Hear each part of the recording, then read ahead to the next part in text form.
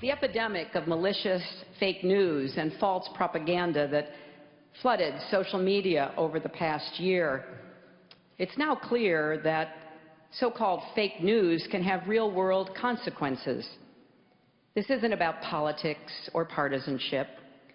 Lives are at risk, lives of ordinary people just trying to go about their days, to do their jobs, contribute to their communities.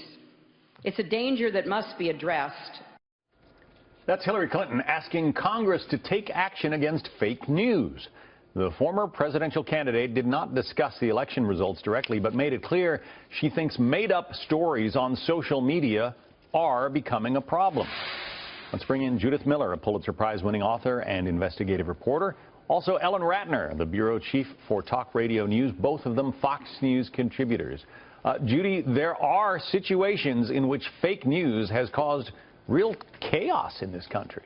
Right. Well, we've seen the example, and it's just the one that's been most publicized, of the shootout in the pizza parlor based on a story that was totally made up about Democratic leaders, including Hillary Clinton, running a pedophile ring out of a pizza parlor. And some demented, idiotic person went in with a gun and shot up the place. Fortunately, nobody was hurt. But as Meredith Broussard of the NYU, she studies fake news, told me when we were talking about this, this is just one of a number of incidents. So, yes, fake news has real consequences, and we've got to deal with it.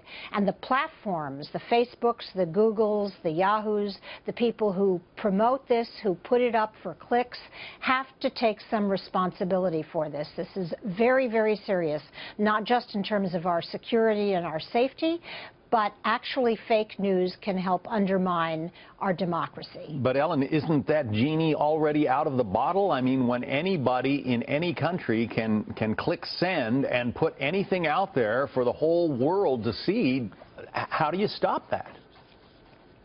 Well, first of all, it is a huge problem. I agree with Judy Miller. She won a Pulitzer Prize for her reporting. If you have fake news, what do you do about things like that?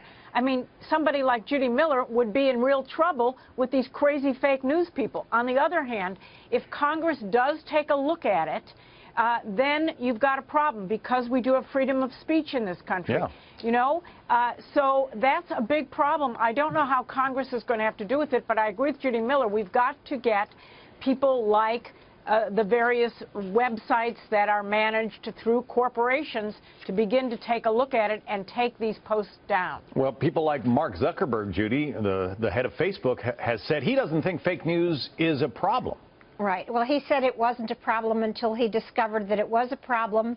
He has met with conservatives who have protested the algorithms that Facebook uses that actually discriminated against conservative-themed stories.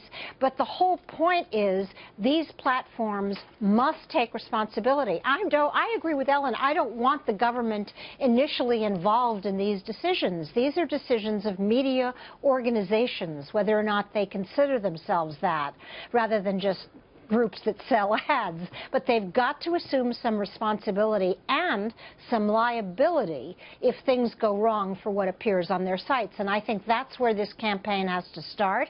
Zuckerberg has already met with his conservative critics.